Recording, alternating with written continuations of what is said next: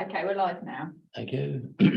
Well, good afternoon, everybody, to the extraordinary meeting of the Personnel Committee here at Hamilton House. There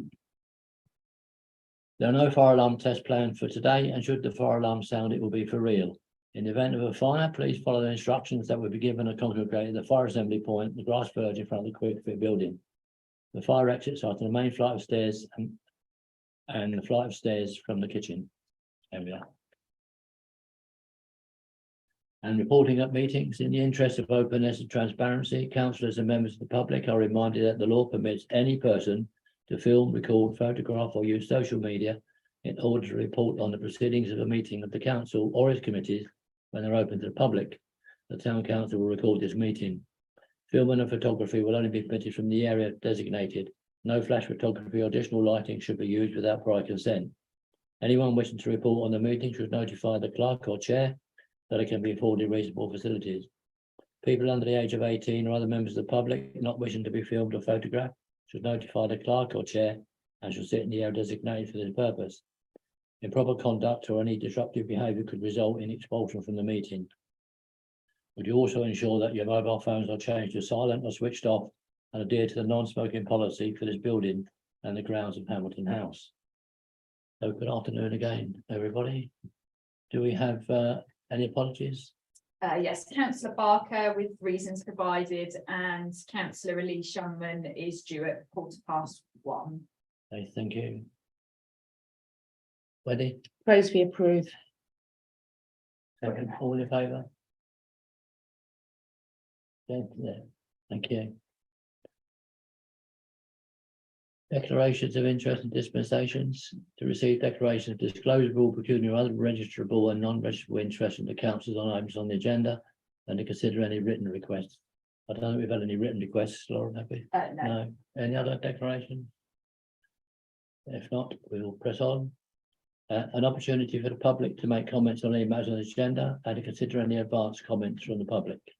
I don't think there's been any, Lauren. Sorry, is there draft minutes as well? Oh, sorry, have I missed one out? Sorry, beg your pardon. To consider the draft minutes of confidential notes of the meeting on the 6th of April 23. Now, I'll have to rely on someone else because I haven't been able to get into the confidential notes. I haven't read them either, Alan. Can we defer them? I've read the minutes, I'm happy with them, but I'm also happy to defer. But I know we had the update round because the confidential note is password protected. I haven't read that. Can I just check what password it is? Is it my network? The password No. I use for my network? No, it's one that was sent round to you. I can, It's a nightmare It's a strange because one, it's but, not no. things that you think are letters are numbers and things that you think are numbers are letters. So Okay. it's not that Lauren will send, she's going to change it and make it easier.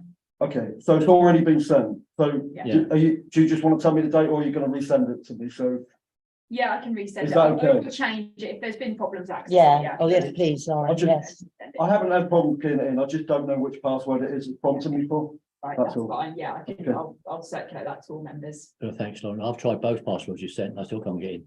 But It's probably you did what I did, Alan, is that the I is an L and the O, the zero is it isn't. It's one of those daft ones. It's not Lauren's fault. We know whose fault it is. okay, so we've got the draft minutes that we've had, the ordinary draft minutes, from the 6th of April. So, any problems with those? If not, then I propose that we accept them. Well, I haven't seen them, so Not the ordinary minutes, not confidential ones. no, I know. No, the draft minutes haven't looked at either. Is there Okay, initially any reason to presume that there's anything wrong with them? You can agree them even Yeah. if you haven't seen them, but it obviously is nice if someone proposes and seconds that has seen them. Ideally. I'm happy to second because I've read them and that's fine. But if other people would actually rather read them and do them, I have no problems deferring it either. I prefer to defer them. I like to read things that I'm sticking my hand up to. okay, we'll defer it to the next meeting.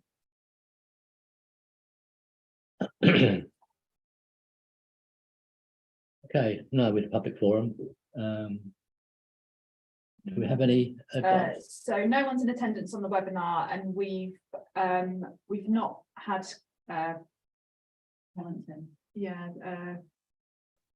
advance comment member of the public. Okay, thank you. 6.1 to review, to note the membership of the Personnel Committee, which is presumably us 4 plus Elise. And Oh, also question, I think. councillors Parker and Newsom, Right, thank you. and that's just a note. Thank you. That's just a note. 6.2 to appoint deputy chair of the Personnel Committee. Does anybody profess any interest from those that are not here or anybody? No one's asked me. I anything. don't mind being deputy chair. Seconder for Wendy, Unbelievable, you lot. sorry, I just think it's quite incredible, but it'll come up in 8. I don't think it will. It will, Alan, believe me. And I'll give my response in it as well. Can we just record that? Yes, you can, Councillor you Brooks has can. called- Provocation. Extreme provocation. I feel provoked as well, Wendy. Is that owing to something that's been said in this meeting or really? Yes, because councillor Brooks didn't get a seconder to be deputy chair. Right, okay, well, obviously we can't have inappropriate language in the meeting. No, I know. I apologise. That we can just minute there was an inappropriate word said and an apology was given. But also I was provoked because councillor Green said I wouldn't be able to raise my issues in number 8. And I feel my issues come very much within councillor 8. So I had been targeted by various councillors But over the last few weeks. I think other And councillors feel silence. targeted by you, Wendy, Oh. quite frankly. come on, people, So, So can we can know that councillors. me included, Councillors. this is why I didn't support you for deputy chair. Unbelievable. Yeah. can we indeed. keep? A lot goes on behind the scenes when. Yes, we know that, members of the don't we? public don't see. Yes, We know do. that indeed. Your emails, your messages. If I don't, I shall call on standing orders too, if this, would just, Please do. It's about time. so let's behave, please, people. 7. So we have no deputy chair. 7, No, to consider the no. redundancy policy, including redundancy arrangements in terms of conditions of employment, and we'll put the deputy chair on the next meeting.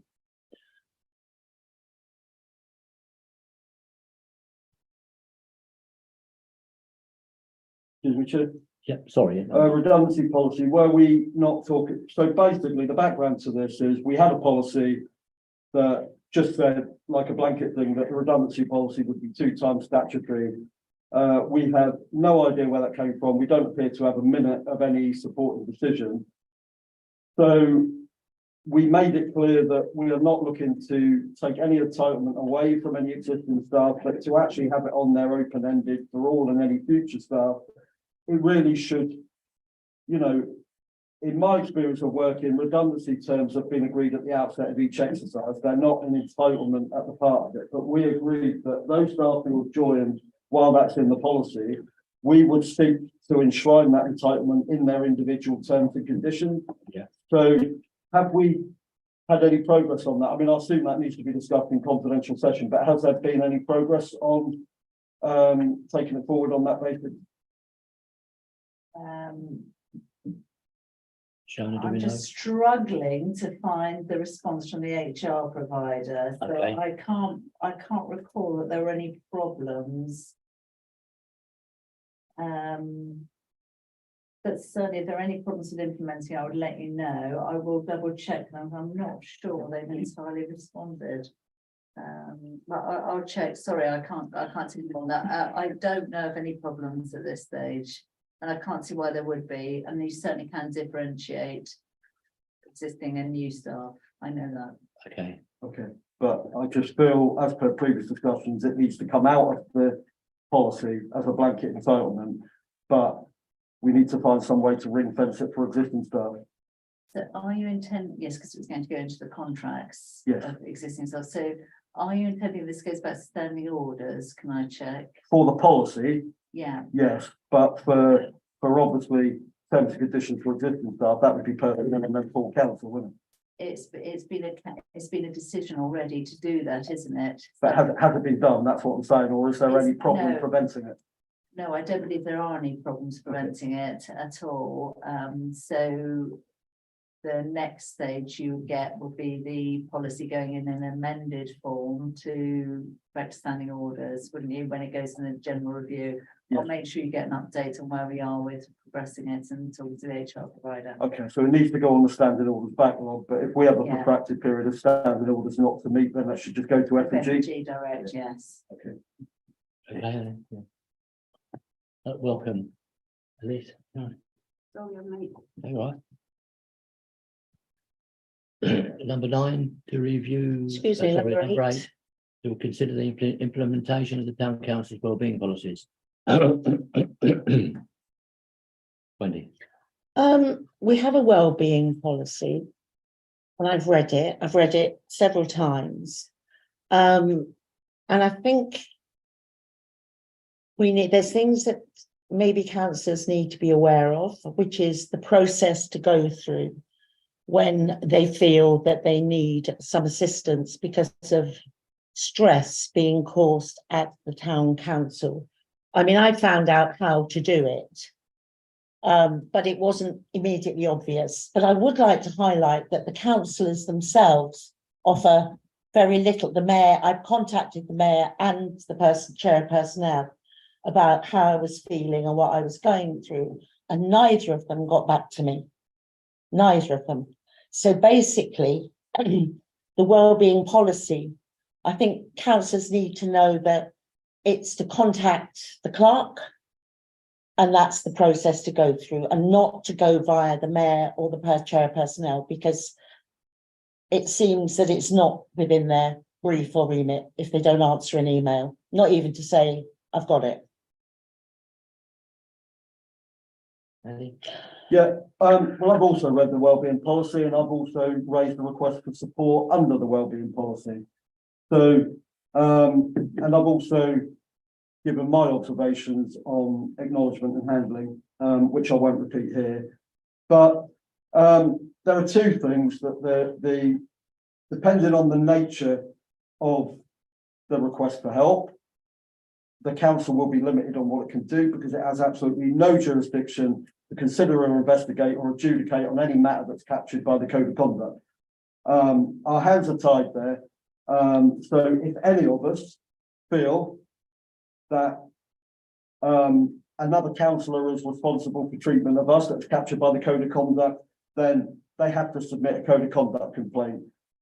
It is absolutely inadequate to the situation. In many cases, it takes far too long to consider and it's unenforceable.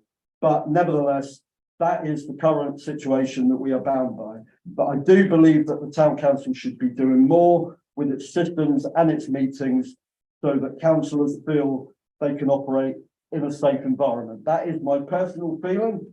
But actually translating that into practice is another thing. But basically, I feel that whoever handles a request for help on the wellbeing policy, it shouldn't be the clerk or the mayor or chair of personnel. It should very much be geared to the nature of the request and what it's asking and who it concerns. So, but I do feel there has to be a protocol for when it is received, perhaps 3 people being the clerk, mayor and chair of personnel decide who is going to handle it and who is going to respond. But I believe there need to be timescales embedded in the policy for initial acknowledgement, which I suggest should be no longer than 3 working days. And then if it is not immediately resolvable, there should be an update every 10 days. And that is what I'd like to propose. Thank you, Shona. Yes, I was just going to say, I mean, it is a new policy, and in fact, I think mental health awareness has grown over recent years, hasn't it? And I think we're all learning as we go along. Of course, we now have staff who are trained in mental health issues as well, which is helpful, but it is relatively new. So I think, you know, we're all trying, probably not doing it as perfectly as we could. It's not a perfect art. Certainly, there's no problem with timescales being put in. It's that they're all being human beings. There are going to sometimes be problems with time, people being on leave or, you know, someone being away or something like that. But generally, I can't see a problem with the timescales being implemented. And if anyone's got any other ideas, we certainly had a few other things we were talking about as a council before that might help with mental health as well. for example, we're talking about councillors having monthly get-togethers, potentially with speakers, so that they had an opportunity to talk to each other, not in such a formal way as in meetings, or having to meet somewhere by their own organisation outside of meetings. So there are various things we could try and look at as well. That's helpful. Thank you. Wendy? Yeah, I don't agree with Andy's proposal because I think sometimes if a councillor feels they need support, then there is a confidential nature to it, and involving the mayor and the chair of personnel all immediately removes that confidentiality, because neither of those people are trained to deal with those sort of issues. I think a better system is that contact the clerk, the town clerk, and then systems can be set up by the town clerk, because then the individual councillor is assured of confidentiality. So I don't agree with what Andy's proposing. Also, I think all councillors should read the wellbeing policy and actually understand about how they can actually be more open to differences of opinion. Because it seems to me we're creating a culture where if somebody says something that somebody disagrees with or doesn't like, then people immediately start screaming bullying and harassment. It isn't bullying and harassment, because bullies tend to hunt in packs. They don't put an opinion. If somebody can't cope with your opinion, you argue back. So actually, if somebody doesn't like what you say, you argue back. And we need to actually be a bit more resilient. It seems to me people are running off to the monitoring officer on the most spurious grounds. We don't Because know, we don't know that. Yeah, Well, I'm just kind of, it seems to me, I haven't said for certain, but it seems to me that, so we don't have a system within the town council where councillors can actually treat each other with respect and actually accept that councillors will have differing opinions. And if you look at the wellbeing policy, it says very clearly that councillors are in a leadership position, and we are here to represent the people of Lowestoft, not our own personal little griefs and whatever problems we've got. Thank you. Jen, then Andy. Shona, just a quick question before my main point. How many staff have you got trained with first aid, mental health first aid? So I am, Yeah. and Lauren is trained as a mental health champion, and we also have internal mental health sessions, so we can discuss between staff how to deal with issues amongst staff and with other people that we deal with. And of course, safeguarding also comes into it because we're dealing with people, Yeah. members of the public who might have mental health issues as well, so it's an important part of what we do. Yeah. On to my actual point, you can, I am mental health first aid trained as well.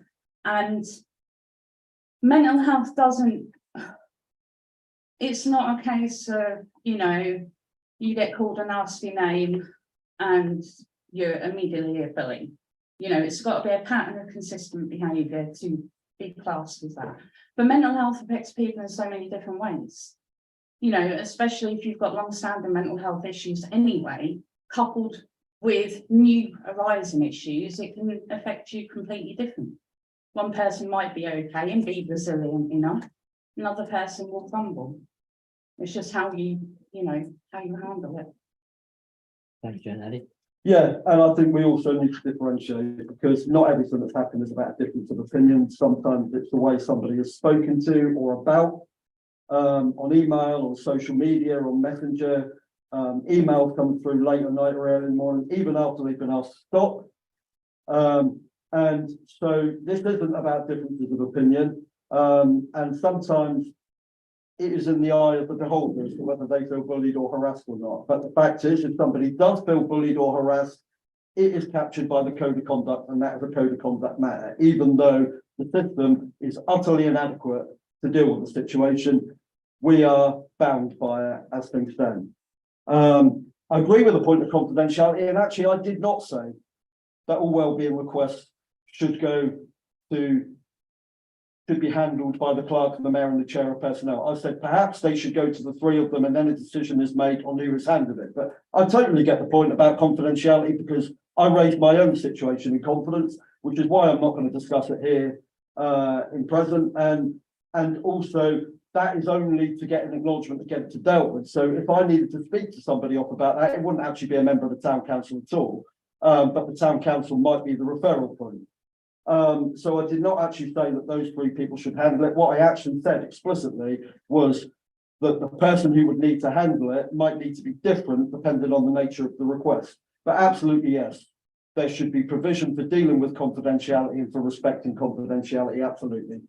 But there should be timescales for acknowledgement, and if it cannot be immediately resolved, a prompt timescale for acknowledgement to confirm that it's been received and been looked into. And then if it is something that cannot be implemented immediately, there should be periodic updates at set intervals, so that person knows that they're being taken seriously and what is happening. Thank you, Andy. I mean, as long as, Shannon just said that this is a brand new policy, Yeah. but can you just, so I know I'm clear, Andy, can you just tell me what your proposal was? But my proposal then, taking into account Wendy's point, because I agree with the point of confidentiality, is that the individual who submits the request should submit it to the person they feel most appropriate to handle it. That might be the clerk, it might be the mayor or chair of personnel. It will depend on the way they are feeling, the circumstances of their request for help, and so on like that. But those people, it should immediately it should be identified as a request that's been submitted under the health and wellbeing policy. Confidentiality should be respected, but it should be, if it's going to be an officer, it should be the clerk, and if it's going to be a councillor, it should be the mayor or chair of personnel. But it should be very much up to the person submitting it. A person should not be compelled to submit it to someone who they don't feel is placed to handle it. And it really depends on the case. But then my proposal is that it should be acknowledged formally within 3 days. And if it isn't if it simply cannot be dealt with there and then an update should be provided after 10 working days if it is not able to be dealt with within that time. Thank you. Andy, were you seconding that? No, I'm not seconding it because I don't feel it's appropriate. I think that the system we should have in place, the town clerk is ultimately responsible for councillors' well-being, not who happens to be chair of personnel. No, Who happens, the clerk is, excuse me, well, the can I clerk is- finish? Hang on. Am I allowed to finish? Yes. Or who happens to be mayor. I think we need, so in order for the town clerk and the other agencies she may choose to involve, they need to be aware of what's going on. There will be people who will be happy to sort it out with the mayor and personnel, but that actually clouds the issue. Neither of them are qualified, as far as I know, to deal with mental health issues or stress issues or wellbeing issues. I think keep it simple, that if a councillor is feeling under undue stress or whatever, or is experiencing things within the town council that they really are finding it very, very difficult to handle, then they should contact the town clerk and seek advice at that port. When you start saying you can talk to whoever you like, well, we can all talk to whoever we like. That is open to all of us all of the time. There is not, if you have a good relationship with the mayor or the chair of personnel, of course you can speak to them. Nobody's saying you can't. If you want to have a casual chat with them or you want some support, Wendy. you can, excuse me, I have not finished. You're also misrepresenting my proposal. Hang on, Andy. Can I finish? Then don't put words in my mouth. Speak for yourself, not for me. You clearly said if people, they could raise their issues with the mayor or the chair of personnel, and that is what I was disagreeing with. Is that clear? No. What I said is the person should be able to raise the request with who they feel comfortable with. Now, that might be the clerk. I raised mine with the clerk and I copied the mayor and chair of personnel in for courtesy, but I raised it with the clerk. But what if, and that isn't the case with me, but what if somewhere down the line, change the personalities, what if the clerk was the cause of distress? Who would they go to then? So, What's there? there needs to be an option. And that's why I said it should be who the person feels comfortable and appropriate to. And I am not saying the mayor or chair of personnel should handle the request. I'm talking about it as a referral point. So if something like mediation or counselling was needed, of course the mayor and chair of personnel wouldn't carry that out, but they might well be the referral point for sorting it. No. Sorry, to come in. Yeah. There's a bit of an uncomfortable tone in here and someone's left the room. Ugh. The only thing I was gonna say is there's a bit of a difference between if you want to have a discussion like Jen was saying that she's a mental health first aider and presumably might be happy if someone to talk to an individually. There's a difference if someone wants to access a service or something that the council is providing, they would need to come to me, or if I'm a problem, go to the deputy clerk, or indeed they could go to somebody else. And if they went to the mayor or chair of personnel, the mayor or chair of personnel may be able to talk to a different member of staff entirely if both the deputy and the clerk were a problem. So there would be a way around it, and if need be, a meeting could be called to, you know, ensure there were delegation without anyone's individual circumstance being discussed. But at the moment, if you want to access services paid for on behalf of the council. So providing you can word it appropriately, that Yeah. there is a plan B if the Yes, clerk or deputy clerk are not appropriate for an individual circumstance. And that can be delicately and diplomatically worded, Yeah. then I'm happy with that. yeah, okay, so that would then, we'd find a way of dealing with it for sure. Well, actually, I would suggest that I don't see why the chair of personnel or the mayor would become, if let's imagine that a councillor had huge problems with both the deputy clerk and the clerk and felt there was no member of staff that they could speak to. We therefore need somebody. You can't have a councillor. I just don't think it's appropriate for a councillor to become the advocate to access. Maybe we just need a way so that if the row is with the clerk and the deputy clerk, then we need a process where an appropriate, you know, you could maybe, I don't know how we do that, because I know that if I had approached both the mayor and the chair of personnel, I would have got nowhere. Mayor, could I, sorry, if you don't mind me coming in Yeah. now. I think we may be slightly overthinking this issue in that the ultimate thing is that people do not have to discuss what their mental health issues are No, when they come absolutely, to anyone. no. So for me, I'm a conduit to Yeah. getting people the support they need. I've been told by the council that the delegation is with me, that I must do this. So I wouldn't sit there and unless someone wanted to talk to me about their mental health problems, which would be a different matter, and have to consider the suitability of that conversation taking place. I wouldn't be doing that. I wouldn't be discussing anything about their mental health. I would be respecting the fact they were saying they were having problems, and I would be accessing the help for them. So to some extent, whether, you know, if Lauren were a counsellor and she went to Councillor Youngman and said, you know, I'm really struggling with my mental health, but I find it really difficult to express that. And Councillor Youngman came to any member of staff and said, you know, there is a problem here, and so would have asked me to ask you about accessing support. We would find a way of achieving that. Ultimately, I would have to authorise and get that signed off of Sarah in my absence. But it's not an intrusive or invasive process at all. We don't want to be bypassing proper means of supporting people's mental health. So the services we're looking at are people who are trained professionals, and we have a certain level of expertise, but we certainly wouldn't be there, you know, we wouldn't expect to be able to act as someone's personal mental health advisor in any really deep way. Does that make sense? Yeah, That we're thank you. it's a mechanism and a process rather than invading people's privacy. Okay. Right, so Shall I put something together for the council to amend these policies? Yes, We'd have to also look at the staff one, maybe it might be affected by the conversations you've had today. Yeah. Essentially, we're looking at a timescale, an appropriate route where the clerk has to sign off the process, or there is a second tier arrangement to make sure there's another way of accessing. Yes, please, and Yeah. one Yeah. which, because bear in mind, some of them are going to be more involved than others, and equally, it's not going to be possible to give everybody what they might want, simply because of the constraints that we have to operate in. But some things are going to be more involved than others to put in place. So if those timescales could involve an initial prompt acknowledgement, and then if it is going to take longer to put remedial measures in place, a periodic update that I would say should be no longer than 10 working days. Got it. If everyone's happy with taking that forward, Chair, then Yeah. I'll amend the policy. Okay, thank you. So it would have to be proposed second and agreed though, because that's like. Well, I'll propose that. Yeah, you second, Jan, all those in favour? That's everybody. Does that capture the staff one as well? No, I'd certainly look at it and try and apply the same to it. I don't see why it should be any different. okay, thank you.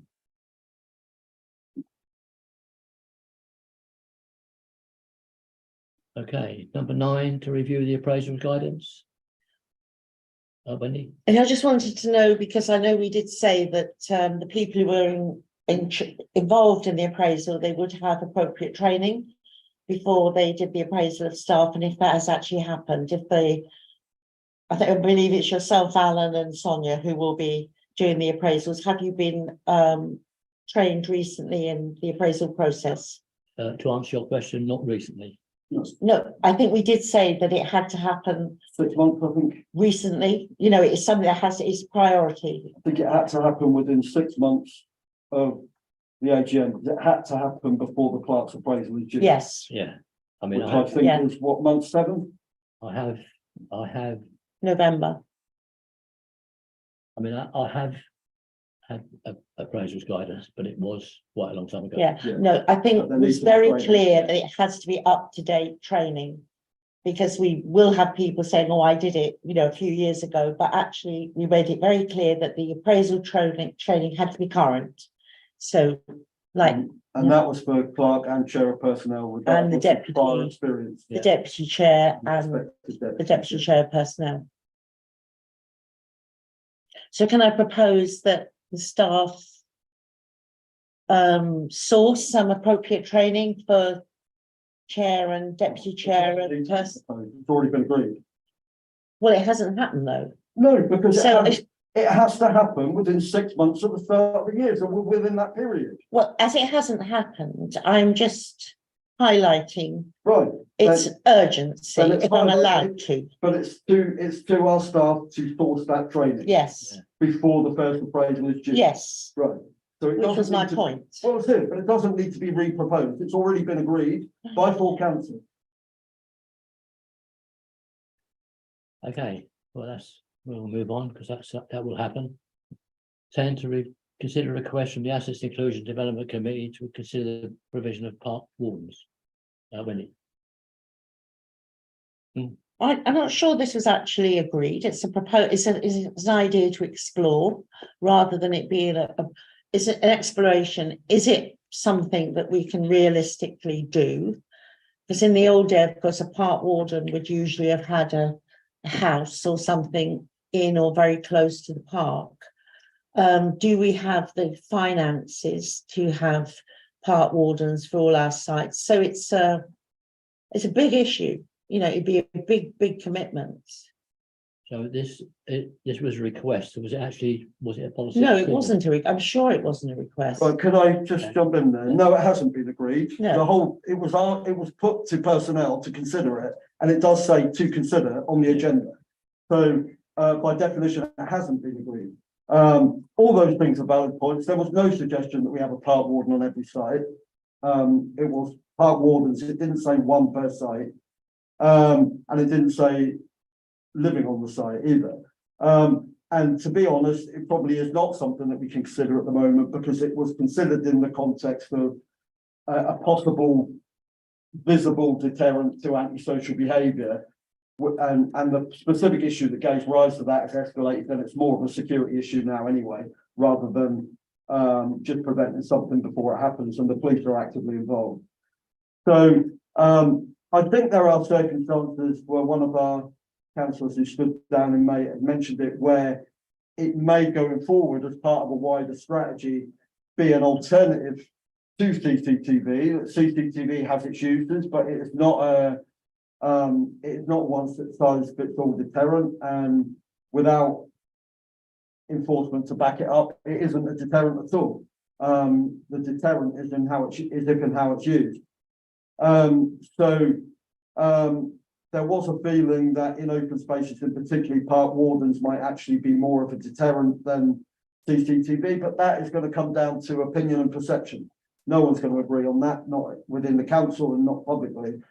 So I would suggest that the park warden's idea is not dropped, but it is considered as a wider strategy alongside CCTV for the security of our assets and isn't considered in isolation.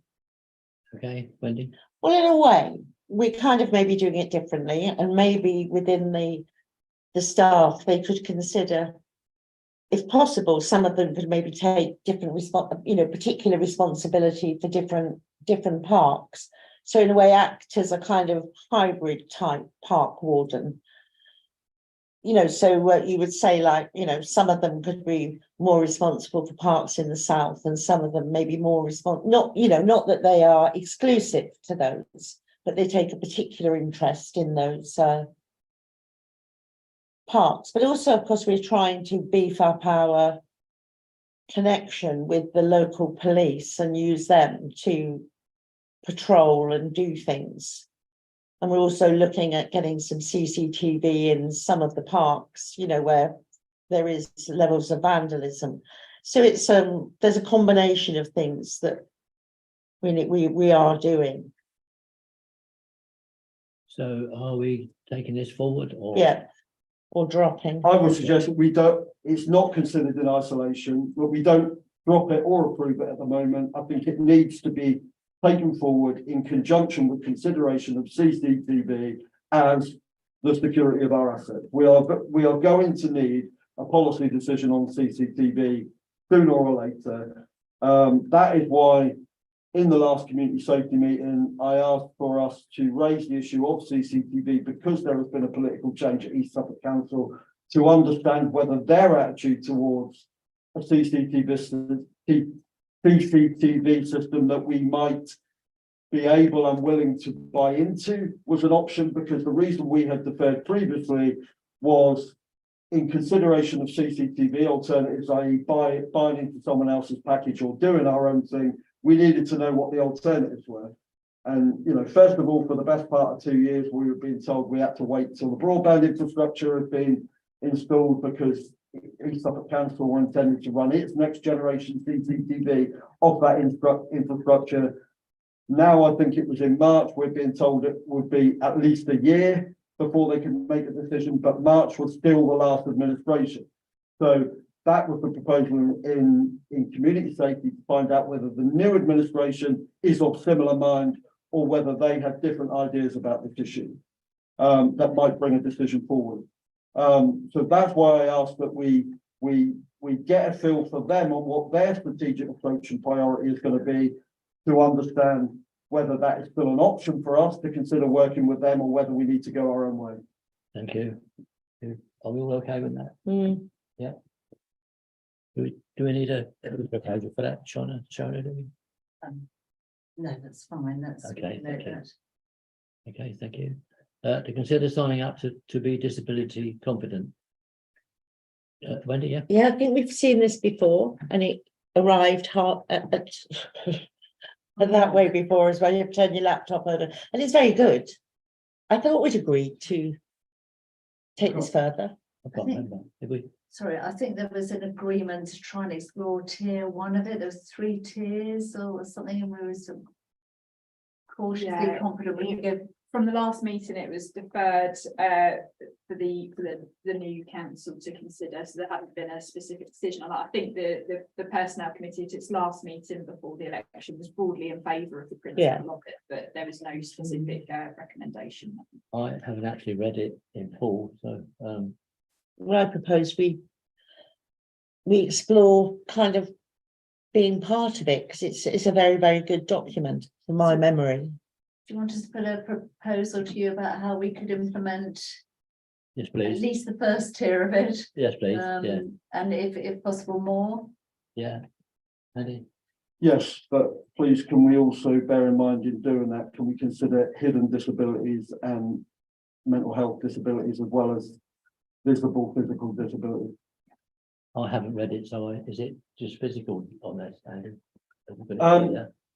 It doesn't say expressly on the document I'm looking at, but it may well do in the supporting information. Right, But I think we need to be clear that we're talking about different, All disabilities. yeah. Okay, okay. 12, to consider IT training for all councillors. Well, that's ongoing, isn't it? Yeah, I'll need to, Monday. I'd like that to be extended if I may, Shona. I noted that you'd had problems with these dates and that if we could, we'd either get a third date or try and get you a bespoke session. Yeah, thank you. Yeah. Wendy? Yeah, I mean, I had to cancel mine because I was in a meeting here until 20 to 7, or like 20 minutes before I had to get home and do the training, and it was a particularly fraught meeting. So I emailed the guy and said, look, I'm really, really sorry about the cancel. And he said I was the only person who'd signed up for it that evening, the only person. He was fine. So I've deferred it till Monday. I Um, was signed up for it, but I had to cancel it. Yeah. Oh, he didn't seem to be aware that you had then, because he said I was the only one. Yeah, I was signed up for the 12th, then I changed to the 26th, All right. unfortunately. Yeah, I'm just saying what was said to me. I'm not making it up. That's fine. So we'll extend that. Oh, I've already asked Shona to extend it. Alan, Yeah, sorry. evening, that sort of time that training courses are, I can't actually make them at the moment. This is Unless they're in August at some point. online. Yeah, I'll be at work. At least it's working. Of course you are, yeah. Sorry, Elise, yeah. Okay, There was a thing on the original email, weren't there, to say if people couldn't make either of those two dates, to let you know, and other dates might be able to be arranged about circumstances, so. And they're both daytime at the moment. They're both at 6 o'clock. I think they're both at 6 Yeah. o'clock. That's the problem. They're both at 6 o'clock on a Monday. And if we could have an extra one that was maybe, I don't know, a Saturday morning, or Yes.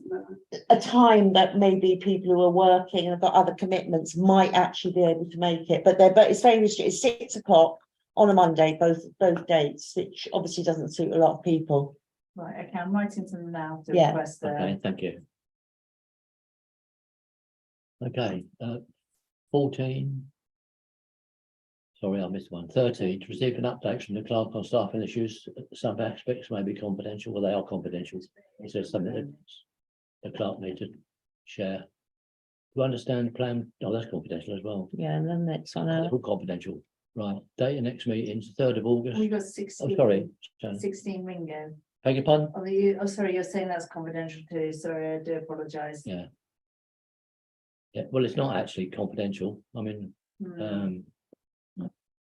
you know the reason that Yeah, I I think it can put be it, said. pardon? I think it can be said. Yeah. I don't think it is. Yeah, this was when I discovered this when we were signing on all the years documents. And there was 20p on the Ringo car park, which then suddenly got taken off. And I asked why. And my view is that the 20p is to remind you that your car park charge is running out. Now, my view was that if, and I'll say Paul, it doesn't have to be Paul, is in a park talking to a member of the public and his car park runs out, doesn't know about it, we could be fined because the car park's overdue. I understand, since talking to Shona, that most of the car park arrangements are for the day, so obviously they don't need reminded. But I personally think that when someone's perhaps got a 2-hour car park for 20p to give you a reminder that your car park's running out, I think is worth having. But that's just my personal view, and that's why I asked for it to put on here. Yeah, well, I would propose that we do reimburse any associated text messages that go with a car parking charge that a member of staff incurs in the carrying out of their duties. Yeah, just sorry, I'll come back to you when they don't put it on there. That's the problem, Andy. You can either have the 20p on or you don't. And if you don't put the 20p on, you don't get a reminder. Okay, So that was my argument. Sorry, Wendy. Well, I mean, we should be avoiding any car park fines. That seems to me to be the most obvious thing we should be doing. So if people, our staff shouldn't be incurring, they should be, if they need to pay for a car park, they need to ensure they have enough time. There is no way that the town council should be picking up fines I didn't say that. for anybody. We should actually, every member of staff should be able to make sure that they don't fall into that trap. That isn't what charge means here. We're not talking about fines. We're talking about text message. When they book a car parking space with Rinko, they get a text message when they're nearing the end of their time. And they've previously been told they can't put that in on their expenses claim. Why not? Well, that's why the item's on the agenda. Well, of course they can.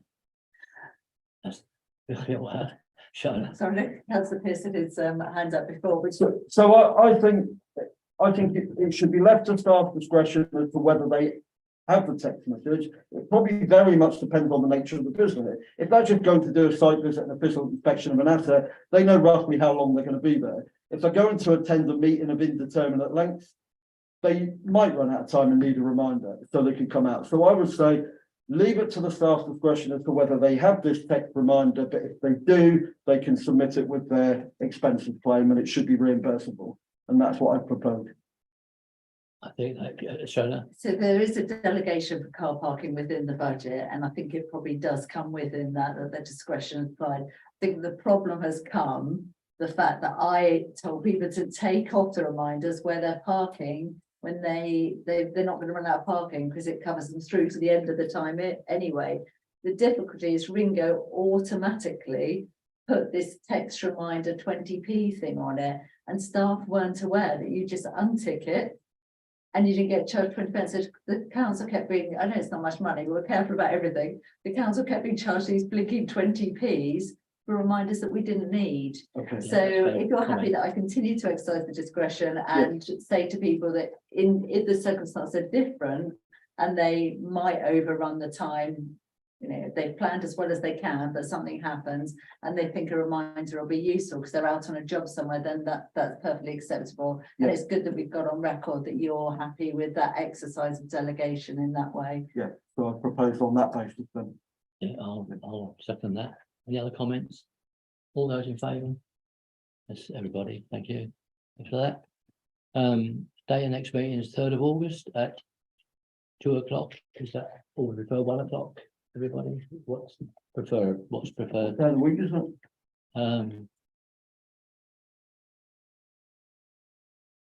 that's the Thursday. Okay. 1 o'clock would be better for me, I think, because I'm not sure when the Roman Hill School committees are, but because they're term week, but when they do happen, they're on a Thursday at 3:45. Well, it's half term. Why are we Well, changing holiday. day? Sorry, Why are we going to My the bad. Thursday? And If this is an emergency meeting, it should have been a Thursday. yeah, but they were all on the Tuesday, weren't they? The 14th was the first one that was cancelled and the 7th was cancelled. They were on a Tuesday, weren't they? Personnel is usually the first Thursday of the month. Okay, I just don't know if I'm gonna be able to be here until like the week before anyway. Okay, unless it's inconvenient for anyone else, can I suggest 1 o'clock anyway? it is 1 o'clock. That's the time it's, and Just that's 2 o'clock. 2 o'clock. oh, right. Okay, sorry, Elise, you say is 1 o'clock a problem? In that it's half term babysitter. Oh, right, so Yeah. any time may be a problem. It's what I'm just saying, yeah, okay. I might- You're- Jen, you okay with 1 o'clock? Jen? You okay with 1 o'clock? Yeah. Okay, Can I just check, Chair, is that just for the next meeting or did you want that as a permanent change to the well, meeting? I personally like to know the same all the time, so I prefer, yeah, Andy, sorry. Can I just ask them? Are we still meeting 2 monthly at the moment? Yes. Personnel, because I wanted to propose anyway. I don't mind not having one in July and starting in August, but I wanted to propose from August, just for this year, with the new recruitment and the change in the organisational structure. I did want to propose that we meet monthly for this civic year whilst these changes are happening. I'm happy for that being Thursday at 1 o'clock. I would like to propose a monthly meeting and then it can be reviewed next year as to whether we go back to 2 monthly. But it's just because we do have the staffing changes with the recruitment, the new organisational structure, the creation of new teams. We're going to be taking on employees with the town hall project as well, which is new because we've only had consultants up to now. So I think there's going to be a lot happening on a regular basis. So I would just like to propose that from August through to March, if we can meet monthly and then review it in the meeting schedule next year as to whether we revert to 2 monthly after that. Is that okay for a start? There's two ways you can deal with this, I think. off the top of my head, either go back to full council and say, right, we want to reissue the schedule, and it's going to be subject to and changing next year and be reviewed and all of this. Or you could potentially just call extra meetings. The I don't chair- mind the chair could have call an them. extraordinary meeting between the scheduled ones. Yeah, the main thing is I don't want to be getting into a wrangle as to whether they're needed or not, but Yeah. because I think once we get to the stage where, you know, we're reaching a stage where after the end of this month, Shoopy people are going to be direct employees. We've got other recruitments in the pipeline. If the town hall bid comes on, we will have at least one recruitment happening for what will become the town hall team, but that will be recruited sort of in this year. We need to understand what the working arrangements are going to be there, because we can't have consultants overseeing employees for HR and appraisal matters, but at the same time, our staff can't be overseeing that person for their day-to-day work. So there needs to be whatever oversight arrangements need to be agreed for that person. There's things to be discussed there. I don't want to sort of preempt the conversation, but there are things that we haven't had to deal with before that are going to be brand new for us, that we're going to need to decide between ourselves how they will work. So for ease of arranging, what you're saying, Sharon, if I just call a meeting on the old month, Yeah, we'll do all the work for it, but you're effectively calling it the extra meeting, Yeah. and then that saves it going to full council, having to be considered there, then full, you can decide in personnel what you want to do. yeah, you okay with But, that? yeah, but if everyone else is happy, I'm happy at Thursday at 1. Yeah, okay.